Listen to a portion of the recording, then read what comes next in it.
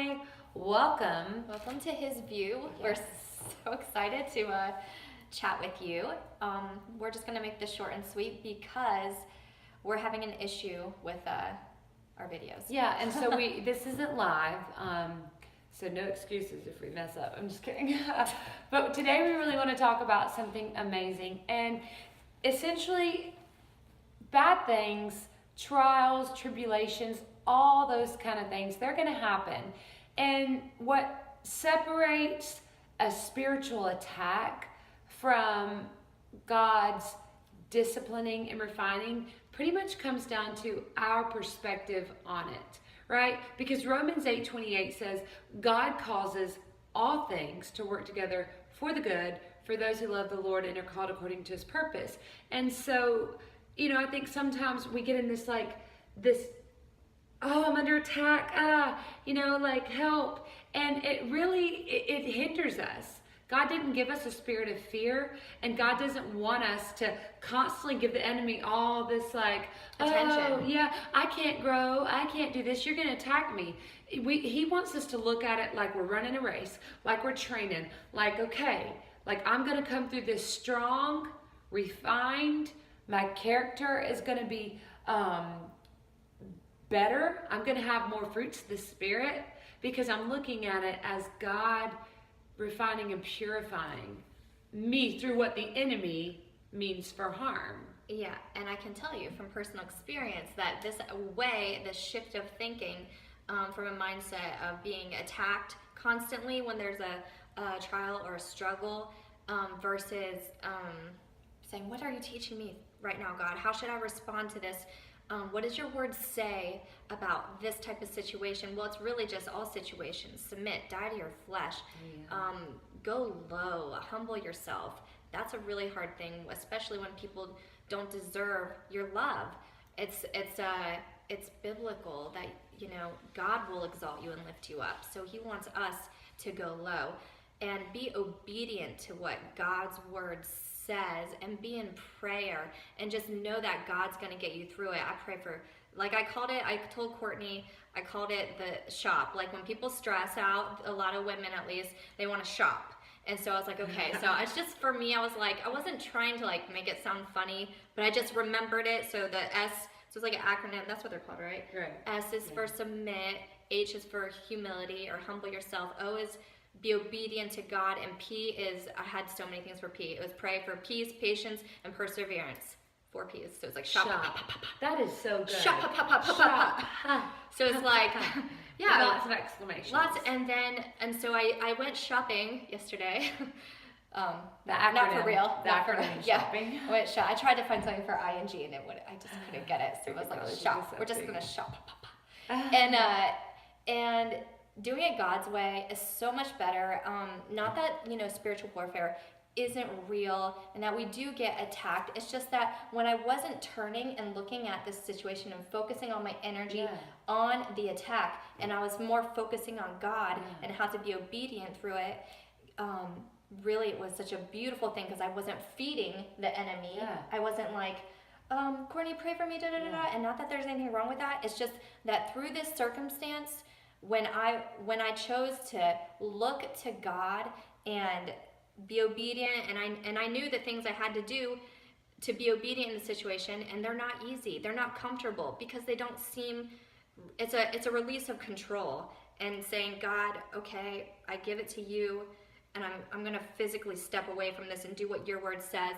And it's just amazing how God just boom, boom, boom, shows up all over the place with sparkles everywhere. I'm just and so many things are outside of our control. And sometimes it's when we go through those things, when we go through that adversity, when we go through that trial, and just knowing your frailty, even though that's painful and even though that can be just a real low place to be, it's a good place. Knowing our weakness and knowing that God is faithful and He's strong, and knowing that God hates death, God hates destruction. He conquered it.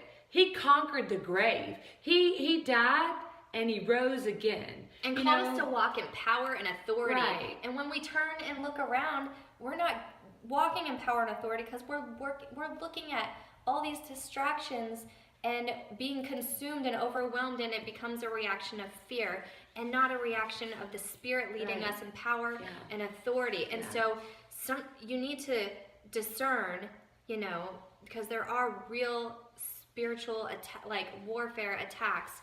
And you were saying earlier this morning how it's like calls on the angels to come down and they fight for you. Amazing. And it's such a beautiful thing to kind of envision. I was reading Matthew 18. It was 18:10, and it was talking about like children and not causing them to stumble, and it was talking about angels, and it just got me thinking. I was like, I started reading about like angels, and it was talking about like how Jesus could have called down his legion of angels, and there's a commanding kind of authority of angels. You have Gabriel, who kind of would go send the messages, and even when he was going to Daniel, he got caught up, and so the powers and principalities of the rulers of darkness of Persia. So Michael, warrior angel, had to come in, and it's talking about children, the angels of the little ones, like how they stand in the presence of God. And so I think when we really think about this battle, instead of just imagining, arrows being flown at you, it's like that perspective to imagine these wings just flopping them off. Like God, a third of the angels were kicked out of heaven. We were talking about this too. And that means that like for one fallen angel, there's like 3 of God's bam, bam angels. And so when we can look at this through, number one, rest in God's protection for us. Like, this is how I fight my battles. I rest in Jesus. Under the shelter of his wings, I find refuge. I let him fight for me. And while he's fighting all these things going on in my life, I am growing in this beautiful fearlessness. Because every time I endure what I'm afraid of, and God's faithfulness shows me his power, I can walk into the next one stronger and stronger and stronger. And I can have more faith and more faith. And it's just awesome. We never want to be the kind of people afraid to go somewhere because of the attack that would, doing that. I don't want to not serve or not do this because I'm like, the enemy's really going to want to take me out then. He's going to send all of his reinforcements. I want to say, God, you've got me. You are in control, and I want to trust you and keep my eyes focused on you, and you work everything together for the good all the time. You know what's really cool that I just thought of? Since we started doing his view, really, it is kind of like they say in ministry, when you get into ministry, it's like you have a target on your back. You can look at it like, I got to be like dodging these bullets or whatever, these flaming arrows. But when we talk to you every week, all we do is tell you what God is teaching us. So that's what we've been doing anyway. Like this whole time, we've just been saying, this is what God's showing us this week. And I love that. That's how we get all our topics. It's like, what is God doing for you? And what is God doing here? Some of it's been trials, some of it's been tough for us. But that's where we learn from it. So like we could sit here and we could say, we can't come talk because then, but what we've learned is that we both, like, whatever's going on, we're like, what are we going to learn, Jesus? What do you want to grow in us? What do you want to teach us? How do you want to make us stronger? Because we've got to tell this message of grace and power and goodness. We don't want to say, where are the real Christians at? Like, will the real Christians please stand up? Where are you? It doesn't need to be this, like, question and, like, magnifying glass. We want to just see everywhere because we're living it and we're walking in power and walking in authority, and trust that our amazing Father loves us enough to protect us and guide us and ultimately like conquer death one day forever. We all will have new bodies and we will live with no pain, no suffering, no disease, no sickness. And so until that day, that eternal, a lot of days come, we want to live in heaven on earth. We want to, whatever he's got for us, whatever we can have, as whatever heaven we can bring to earth, your kingdom come, your will be done on earth as it is in heaven. Whatever that is right now, we want it, right? Yeah, and a lot of that, you have to be obedient to get there. Otherwise, you're just veering off of the path. All the blessings he wants to pour out on your life and all the things he wants to do through us, if we're not obedient to the trials, to the little things and to the big things, and if we're not looking to him he's not going to be able to release that on, or he is sovereign, he can do what he wants, but he wants to release that on us through our obedience, through us being fully focused on God, not looking to the right or the left. It's just so important to look at your struggles and trials as more of God's gentle correction and saying, God, what are you teaching me, and how can I apply what's in this Bible? You say that we're fully equipped to get through everything, to come out victorious, and it's all right here. And it's true, we don't wage war the way this world does, and God, we release God's hand, and the angels, the legions, come down and fight our battles, and God fighting for us through prayer, praise, and obedience and submission. So it's through obedience, it's not through fear. So we just have to know and believe that God is almighty. He is powerful, and he loves us, and he has a plan for us, and we have to walk in that confidence and boldly go out into the world and walk in that confidence, and not just kind of turn into, like a timid person, and just be the same person we are all over. I'm preaching to myself. Do you know what? I was gonna say, actually, that's me. Can we put a mirror right here? We can. We technically have one. Yeah. You know what's funny though? When I first became a Christian, I was in country music, and I thought, well, I love Jesus. God, you could just make me sing Christian music. I thought it would be that easy. And one of the first time, like I heard God speaking audibly a few times, and one of those first handful of times, he literally said, I've got to take you down and break you to build you back up. And so I think if God would, I can tell you where I was. That's an intense thing to hear. I didn't even know what that meant. And let me tell God. you, he wasn't messing around, okay? Because that was at the beginning of so many crazy things. But it's like a promise. It is. And I passed this big church. I was in Georgia, and I was on the interstate. I know exactly where I was. Yeah. And so I see this big church, and coincidentally, there's this big church. I don't go there, but it was there. I think that just all. And so I hear that, and I'm like, okay, you hear this kind of thought, voice, whatever. And but he did. He took me to places I would not have chosen to gone. But right. I think of this. This was almost 13 years ago, about 12 years ago. And if God would have done what my immaturity said is, oh, I give my life to you, now you can make me a Christian singer. Mm-hmm. I don't think I would have left the stage behind, if that makes sense. Mm-hmm. Through these years of being humbled and low, and no platform, no stage, no audience, no fans, no praise for nothing. A lot of stuff. My children, and a lot of times my husband's like, could you please be quiet? And I'm like, no, I'm singing for Jesus. But through all that, and through those lowness, my character has been shaped. God has done amazing things in my mind and my heart. And I know, hindsight, even though singing has always been my dream and I love it and I love worship, God took me he's purified my love, because I don't love singing as much as I love Jesus. Mm-hmm. And that came from just him being my only. There were times where he was all I had.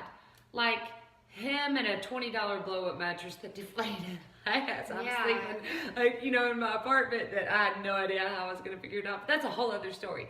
But what I'm saying is that, sometimes you can look back and you can see those challenges and those, I don't want to go back and live it again. You can see the lessons when you look back. You're like, oh, that's how you were teaching me this and this. And so it's... And I wasn't what I thought I was.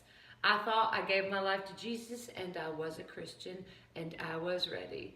And now 13 years later, I still don't think I'm ready. Yeah, you're like, I know nothing, God. Every day, I'm a question mark. I know nothing. What I need happens? you. What happens if all of a sudden people start, the question is when are we secure from haughtiness? When are we secure from pride?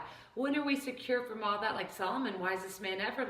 We just want to be at that place where, you really are so in love with Jesus, so engaged in his presence, that you really understand that anything we may have an ability or gift to do is only from him.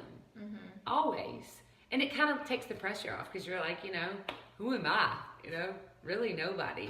I'm just a person. I am a vessel, right? The Bible says we're vessels, like a clay jar. I'm a jar that gets the just the privilege and opportunity to allow the Holy Spirit to live in me so that I can just be his hands and feet. And that's amazing. I love it. Did we read any scripture? No, let's go to Hebrews and finish it up. All right, we're going to finish off with the beautiful word of God, and we're going to open up to Hebrews 12, and we'll start at verse 11. It says, no discipline seems pleasant at the time. We didn't read this? No. Okay, just making sure. No discipline seems pleasant at the time, but painful. Later on, however, it produces a harvest of righteousness and peace for those who have been trained by it. Therefore, strengthen your feeble arms and weak knees. Make level paths for your feet, so that the lame may not be disabled, but rather healed. Make every effort to live in peace with everyone and to be holy. Without holiness, no one will see the Lord. Man, we could just... We really could, but what time is it? Oh, yes, Corinne has to go. She's going to go see a friend she hasn't seen in a long time, so that's going to be fun. Anyways, we love y'all. God is amazing. We love y'all. Remember to pray for your perspective to shift more to saying, God, train me, use me. I want to come out victorious through this situation. I want to be obedient. Make sure you go shop, submit, shop. Humble yourself, be obedient, and pray for peace, patience, and perseverance. Man, that is so good. And share and tell your friends about our YouTube page. Yeah. Oh, they always say, like the video, comment, and subscribe. Whatever. I always see people say, don't forget to like, subscribe, comment, and share. It's a lot of things for you to do, but we would really appreciate it if you did. Thanks. Okay. Bye.